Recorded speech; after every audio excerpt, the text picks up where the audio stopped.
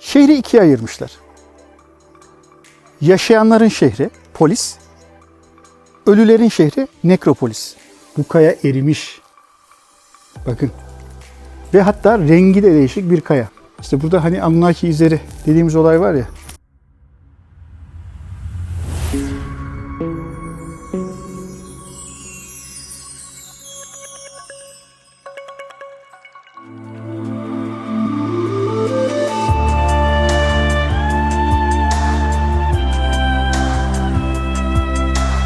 Burada devam ederken bir havuzcuk bulduk burada.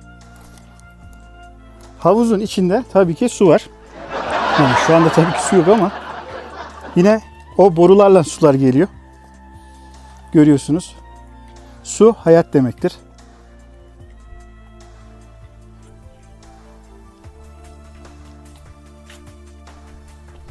Suyun olduğu yerde hayat vardır. Suyun olduğu yerde uygarlık vardır. Su hayattır dedik arkadaşlar. Burada da gördüğünüz gibi su boruları. Yani su borusu deyip geçmeyin. Bunlar hani çömlekten yapılmış. Gerçekten vakti zamanının su akışkanlarıyla yapılmış şeyler. Yani su akışkanı dinamiği. Ama bizim burada başka bir durum daha dikkatimizi çekti. Hemen arkada arkadaşlar aslında bu yapı şöyle yukarıya doğru daha da büyükmüş. Az önce resmini gösterdim. Burayı bakın şurada da var. Bakın görüyor musunuz? Kemerin altı toprakta olmuş. Yani burayı, bu şehri terk ederken sanki toprakla doldurup öyle terk etmişler arkadaşlar. Şimdi diyeceksiniz ki iyi de hocam belki heyelan geldi. Heyelan buraları toprak doldurdu. Belki işte yüzyıllar boyunca toprak büyüdü, toprak yükseldi. Yani toprağın 100 yılda 1 santimetre kare, 1 santimetre büyüme şeyi var. Bunlar bayağı bildiğiniz toprakla dolmuş arkadaşlar. Şimdi heyelan gelmiş olabilir mi? Evet, heyelan da gelmiş olma ihtimali var. Ama bu sefer burada şöyle bir durum ortaya çıkıyor arkadaşlar. Şurada bir kemer var. Kemer. Bakın görüyorsunuz şurada bir kemer var. Daha yakından göstereyim kemeri.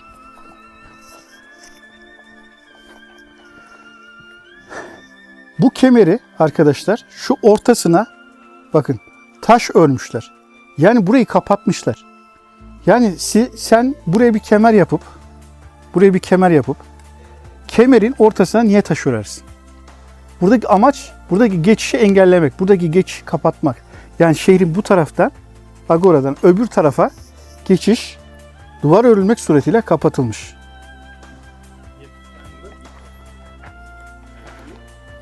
Bakalım burada yine alanlar.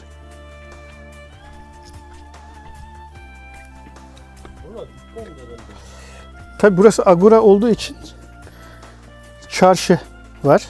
Çarşıda su var, altyapı var, her şey var. Buralarda belki de oradaki dükkanlar. Bir de arkadaşlar şöyle bir durum daha var. Ondan da size bahsedeyim. Oradan geldik. Oradaki taşların bazı çeşitleri var arkadaşlar. Bakın burada dükkanların içindeki taşlar. Bakın bunlar halk taşı. Yani halk taşı değil, Romalıların taşları bakın böyle eciş büyüş taşlar. Görüyorsunuz. Dükkan olduğu burası belli. Şimdi bir de şu teknolojiye bakın. Şimdi burada bu taşın yontulma şekli, direkt olarak konulması. Bakın bu kadar ağır bir kayanın düşmeden tabii şuralardan şöyle göstermek istiyorum oymasını. Ve buradan geçiş kapatılıyor. Buradan geçiş kapatılıyor. Ve şurada bu kapatılmış geçişin şurasında bir durum var. Bakın buradaki kayalar daha böyle siyah kayalar. Görüyor musunuz? Kaya da demeyeyim buraya. Daha böyle siyah ve bütün kayalar var. Az önce gördüğünüz o küçük kayaların olduğu yer Roma kültürüne ait.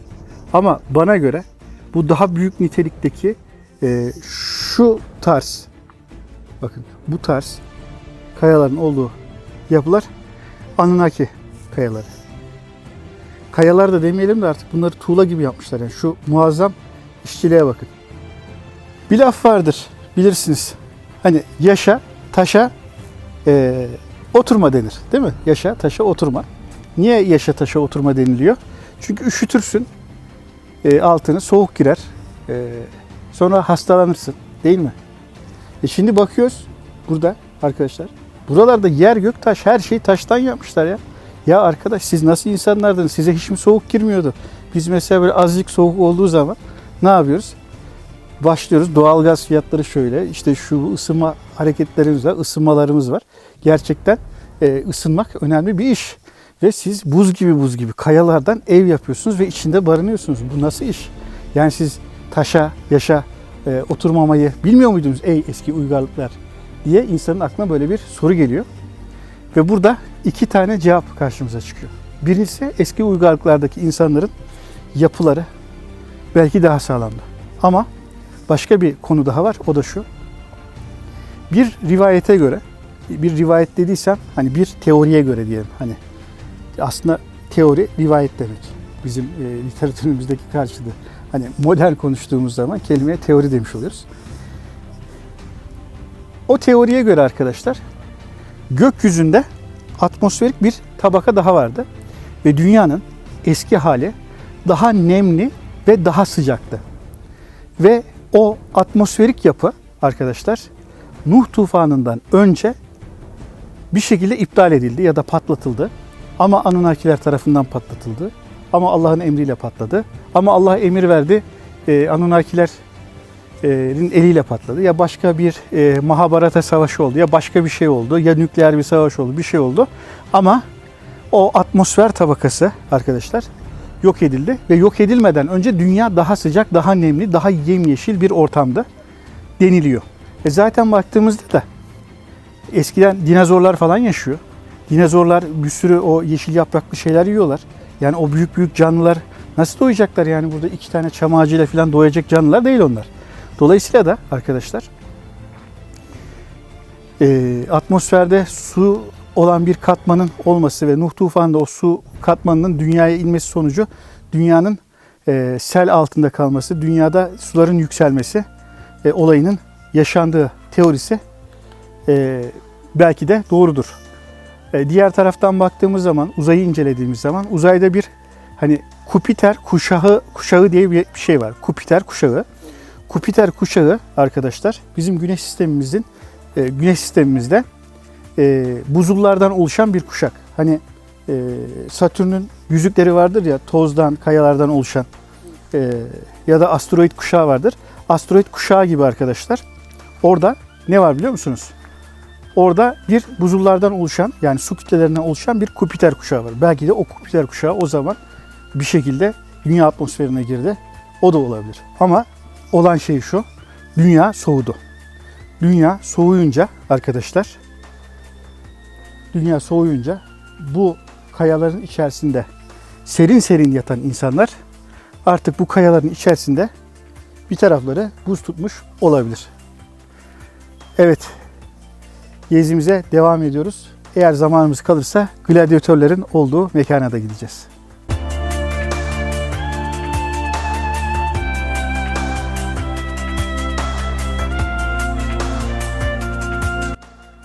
Antik kent yolculuğumuza devam ediyoruz ve devam ederken etrafta hala değişik oymalı, işlemeli sütunlar, kayalar görüyoruz.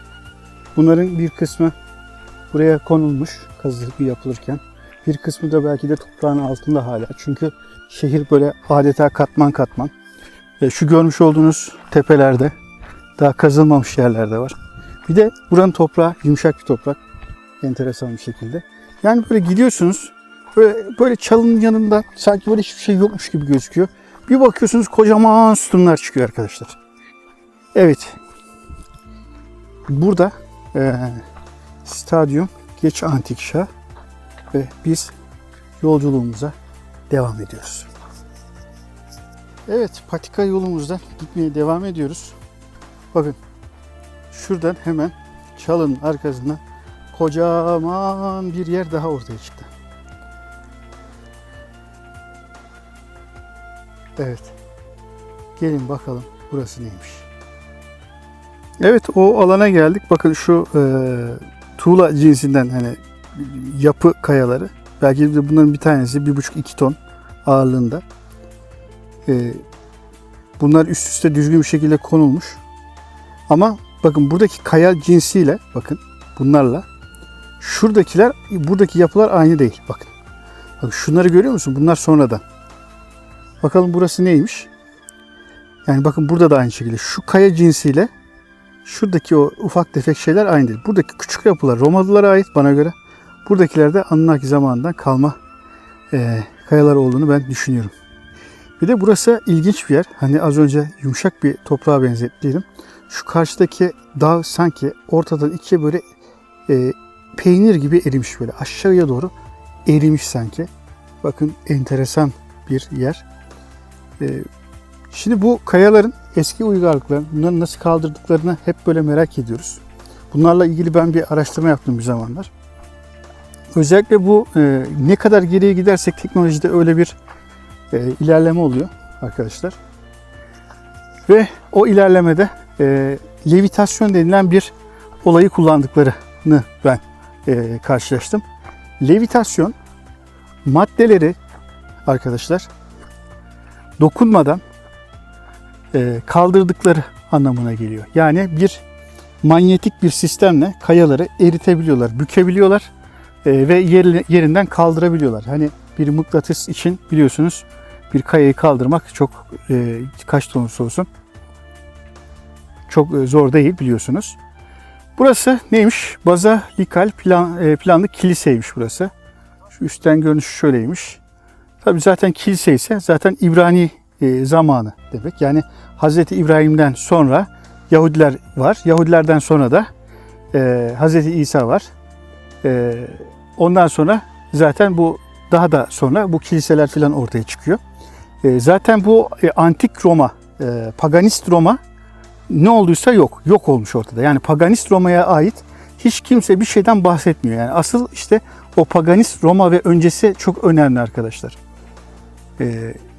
Yani asıl bilgiler orada yatıyor. Özellikle yani şimdi İbrahim'in Çocukları diye bir kitap vardır. Hazreti İbrahim biliyorsunuz ve İbrahim'den sonra gelen nesiller var. İşte Hazreti Musa'ya kitap veriliyor. Ondan sonra İsa'ya. Sonra bizim dinimiz. Bizim dinimiz ve Yahudilik ve Hristiyanlık bunlar İbrani dini diye geçiyor. Zaten bizim dinimiz o diğer iki dinin versiyon 3'ü.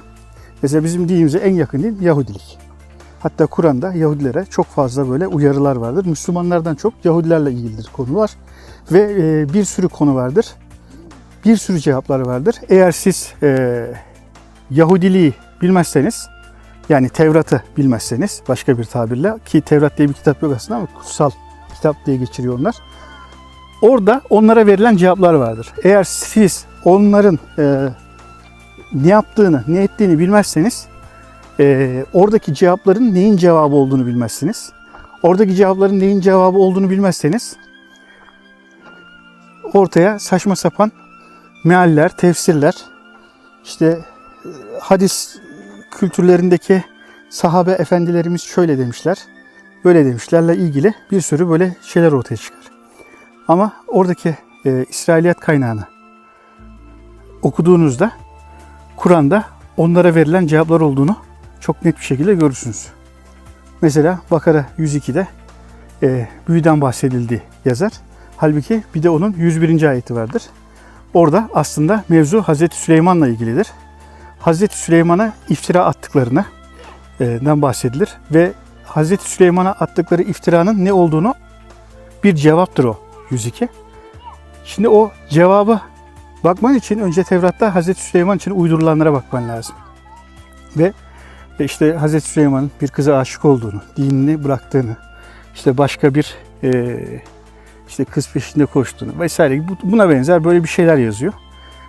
Orada da 102'de deniliyor ki Süleyman diyor hani büyü yapıp kafir olmadı ama diyor Süleyman hakkında diyor yalan uyduranlar kafir oldu diyor. Yani oradaki bağlamdan koparıp oradaki şeyi anlamaya kalktığınız zaman öyle üfürükçülere kılıf biçilmiş oluyor. İşte Hazreti İbrahim zamanında arkadaşlar, ki Hazreti İbrahim ben Akatlı olduğunu düşünüyorum. Sümerlere gelen bir peygamber. Daha öncesi dönemde Nuh var biliyorsunuz. İşte Nuh Nuh'un literatürlerdeki diğer adı Utnapishtim. Sui Sutra da diye geçiyor bazı toplumlarda. Yani Hazreti Nuh'un adı bazı toplumlarda Utnapishtim, bazı toplumlarda Sui Sutra diye geçiyor. Ve Nuh tufanı ile ilgili her türlü bilgi yani Mayalardan tutun, Mısır piramitlerinden tutun, dünyanın değişik bölgelerinde arkadaşlar bunlardan bahsediliyor. Ve işte bizim oradaki kayıp kıta, Mu, Atlantis vesaire dedikleri alanlar aslında onun da bir tanesinin Çanakkale olduğuna dair çok kuvvetli bilgiler var. Çünkü Çanakkale'de Truva'nın bir efsane bir şehir olduğunu söylüyorlardı. Sonra kazarken 10 ayrı medeniyet çıktı altından. Ve 10 ayrı medeniyetten bir tanesinin Truva olduğu ortaya çıktı. Evet, biraz bunlardan böyle bahsettik. Yolculuğumuza devam ediyoruz. Sevgili izleyenler, dağları deldik. Yine buranın başka bir bölümüne geldik. Bakın bu görmüş olduğunuz yer gladyatör oyunlarının oynandığı, belki de hızlı at yarışlarının yapıldığı ya da kendilerine göre oyunların oynandığı bir alan. Ve burası çok büyük bir alan. Yani bu şehrin öyle 10.000 kişilik olma ihtimali yok. Zaten burası öyle. Yani kültürü, sanatı bir düşünün yani şu şehirde.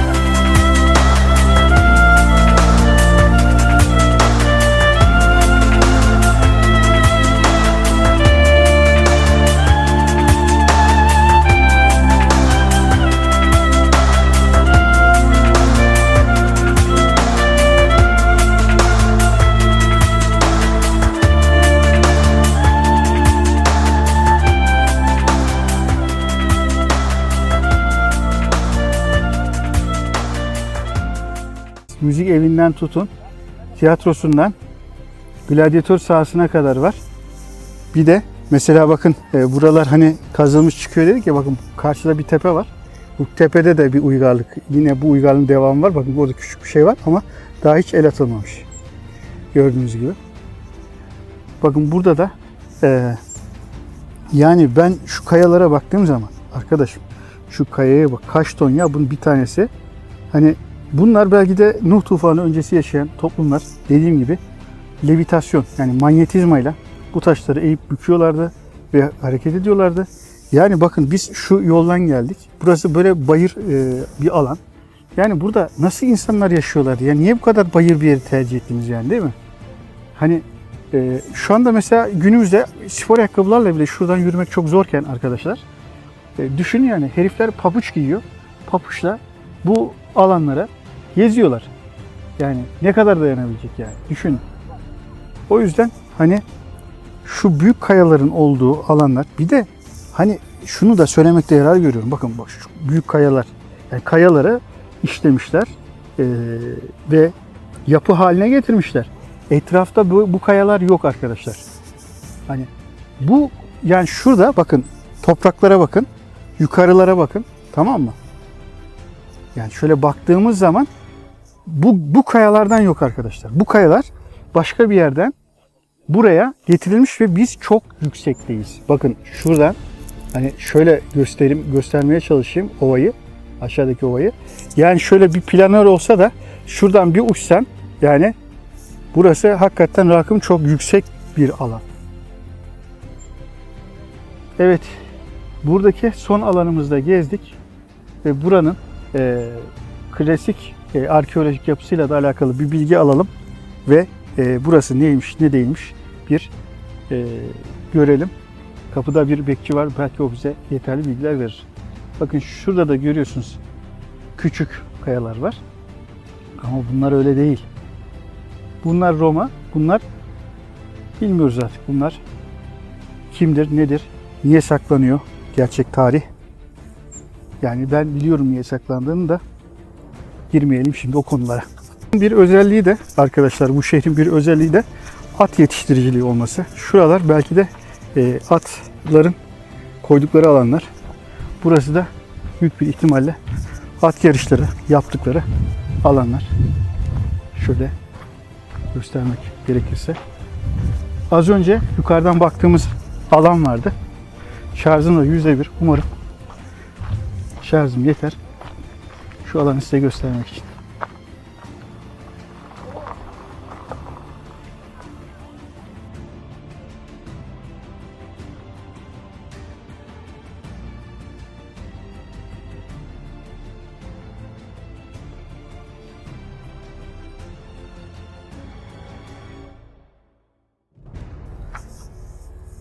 Evet, yolumuza devam edelim. Arkadaşlar burası da nekropol yolu. Şurada lahitleri görüyorsunuz. Lahitlerin kapakları. Bunlar da nereden baksanız 2 ton, 3 ton civarında. Nekropol az önce de anlattığım ölüler şehri. Yani şehrin ölüler kısmı.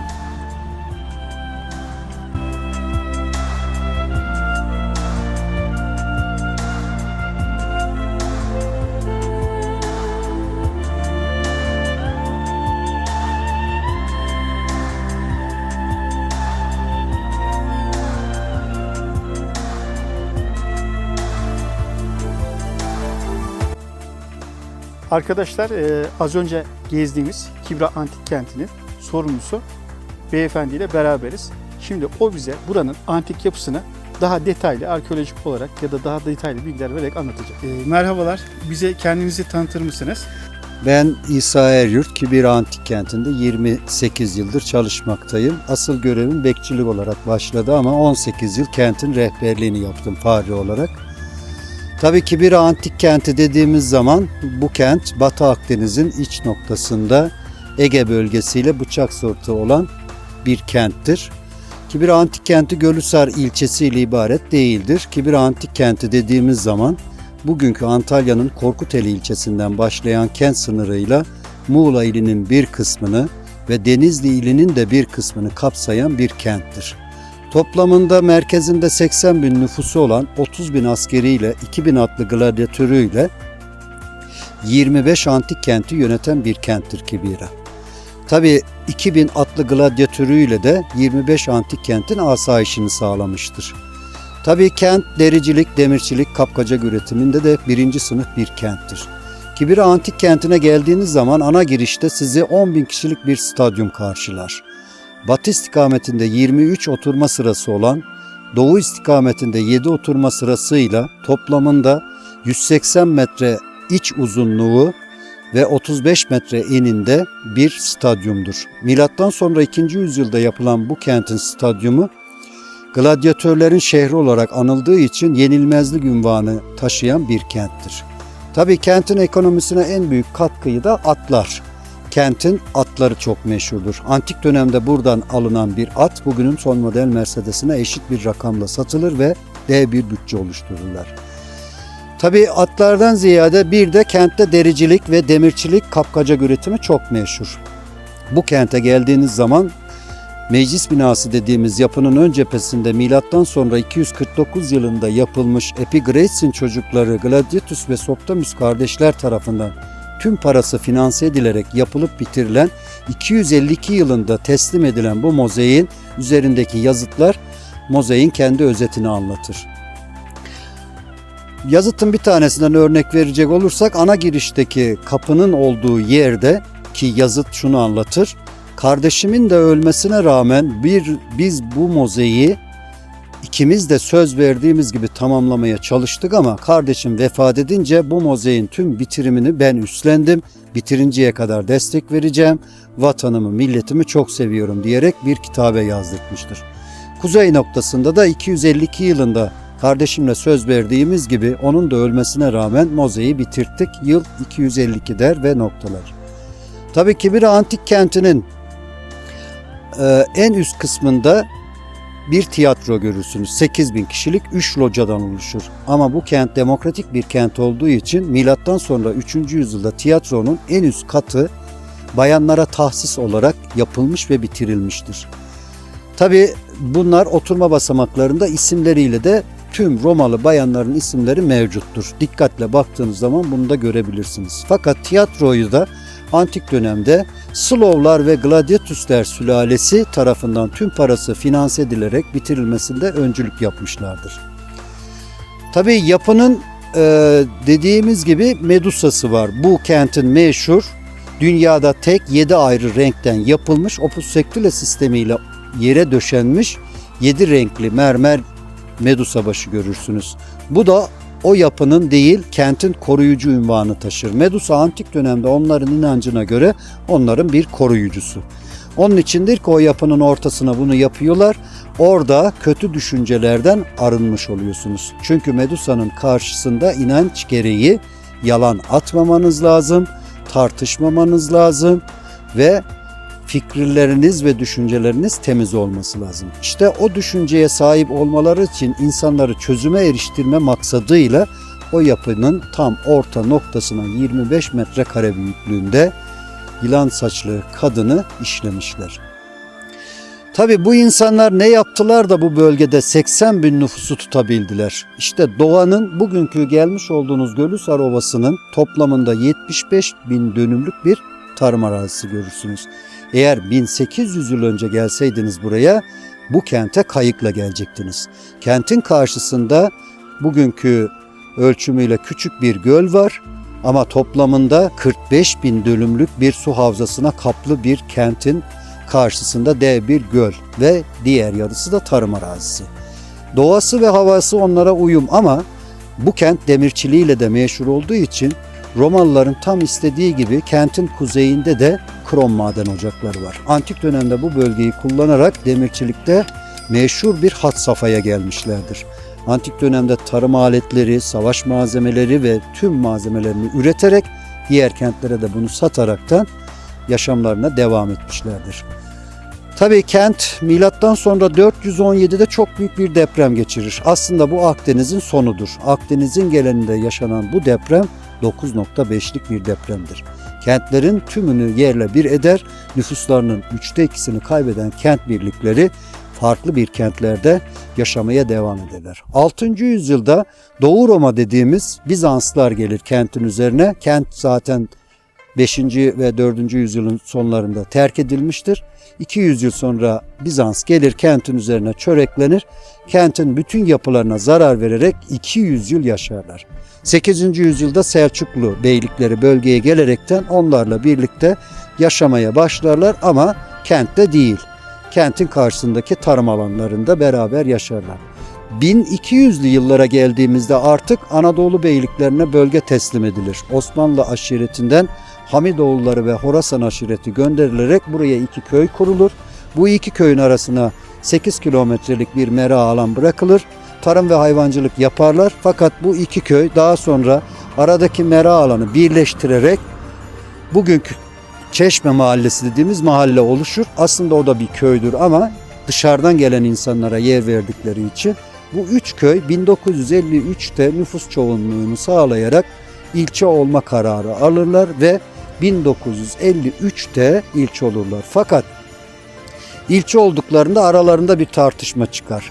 İsim bizim köyün olsun ya da sizin köyün olsun tartışması meydana vuku olunca Konya'dan bir aşiret yöneticisi bölgeye gelerekten bölgede araştırma yapar. Bölgenin karşısında işte Kibira'nın karşısında milattan önce 300 yıl önce Anadolu'nun en eski halkı Luviler yaşar bu bölgede. Onların yaptığı yani Romalılarla ortak yaptıkları büyük bir hisar vardır.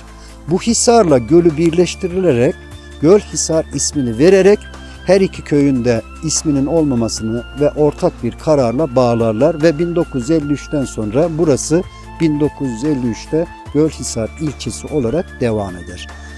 Buralara kadar gelip gezdiğiniz için ben öncelikle sizlere teşekkür ediyorum. Ayaklarınıza sağlık. Ama şunu hiçbir zaman için unutmayacağız. Anadolu dediğimiz bu Türkiye Cumhuriyeti topraklarında yaşayan bütün uygarlıklar bizim medeniyetimizdir. Asurlar, Persler, Likyalılar, Frikyalılar, Kabalyalılar, Luviler bu Anadolu toprağını hiçbir zaman için terk etmediler. Sadece dilleri, dinleri, kültürleri, lisanları değiştiği için evrim değiştiren bir topluluğa uygarlık sağladığımız için biz de bugün Türk'üz diyoruz ama kimse bu ülkede gerçek bir Türk kimliği taşımıyordur. Önümüzdeki yıllardaki bilimsel çalışmalarda bunlar şimdiden kanıtlanmaya başlandı. Ben buna şahit oldum. Burdur'un Sagalassos ilçesinde yapılan mezar kazılarında bugünkü o bölgede yaşayan 150-200 yıl önceki sülalelerle yapılan DNA'larda neyi gördük? Romalı 2000 yıl önceki insanlarla bugünkü Sagalassos'ta yaşayan Ağlasunlu ilçelerindeki insanların DNA'ların 70 aileye birebir tuttuğunu. İşte burada Anadolu topraklarında insanların bir yere gitmediği, sadece kendileriyle asimilize olduğunu görüyoruz. Buradan bir örnek verecek olursak milattan önce 300'lerde yaşayan Luvilerle Romalılar asimilize oldu. Romalılarla Selçuklular asimilize oldu. Selçuklularla Osmanlılar asimilize oldu. Buradan net bir örnek verecek olursak bu kent 2000 yıl önce tekstilcilikle meşhur ve kapkacak üretimiyle meşhur. Buradan kuzeye doğru gittiğinizde Denizli ilinin yol üzerinde ne görürüz? Serinhisar kasabası. Burası ne yapıyor? Kapkacak üretiyor topraktan ve bütün dünya ülkelerine bunu ihracat ediyor. Hemen ilerisinde Denizli ili dediğimiz ne yapıyor? Bugün tekstilde birinci marka. Ne var orada? Laodikya ve Hierapolis antik kentleri. İşte bu kentlerde yaşayanlar da bu kentin inisiyatifinde yargı merkezlerini yöneterek daha sonra deprem geçirdiklerinde bu bölgedeki insanların oraya mesleklerini de taşıyarak işte hala 2000 yıl sonra Denizli'de tekstilcilik işliyorsa bu kentte de bir bağı olduğunu düşünmemiz lazım. Hemen gene Denizli'nin yatağının, bıçaklarının meşhur olduğu bir bölgedir. Demirçilik dediğimiz işçilik de antik dönemde de burada meşhur, şimdi de orada meşhur. Onun için insanların sadece dilleri, dinleri, lisanları değişiyor. Anadolu toprağındaki her insanın bu toprağın altında yatan kültürle bağı var. İşi insanın aynasıdır derler ya. İsa Bey'i görünce bu atasözü aklımıza geldi. Evet, İsa Bey işini gerçekten çok iyi yapıyordu. Tam 20 yılını Kibra Antik Kenti'ne vermiş olan İsa Bey, Kibra Antik Kenti hakkında hemen hemen her şeyi biliyordu. İsa Bey'i görünce aklımıza dünyadaki son Asurca bilen Mehmet Kuşman geldi. Mehmet Kuşman, Asur antik kentlerinde büyümüş ve oranın bir yerlisi olarak oradaki dile de hakim bir şekilde Asur antik kentlerinin dillerini ve o dönemin yaşamış olduğu toplumların dillerini bir şekilde biliyordu. Ve İsa Bey'i de gördük ve direkt olarak aklımıza gelen şuydu: Kibra Antik Kenti'nin dünyada dilini en iyi bilen kişi. İsa Bey'e verdiği bilgiler için teşekkür ettik ve İsa Bey ile sohbetimize devam ettik. İsa Bey burada sadece bir bekçi olmadığını, aynı zamanda konuya aşırı derecede meraklı olduğunu ve burada yaşamış antik uygarlıkları merak ettiğini ve kazı çalışmaları yapılırken de kendisinin de gönüllü olarak yer aldığından bahsetti ve oradaki anılarını bizimle paylaştı.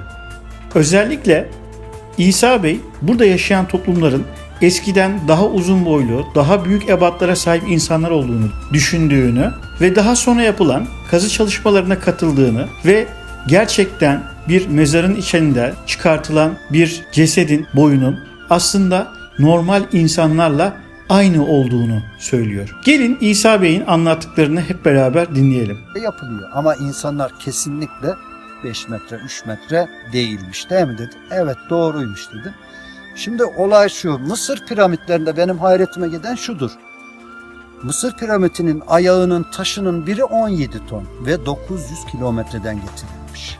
Ve bu insanlar bunu nasıl getirdi? Raylı sistemle getirmişler. Ağaç, raylı sistem, kütüklerle bloğu koyuyorlar.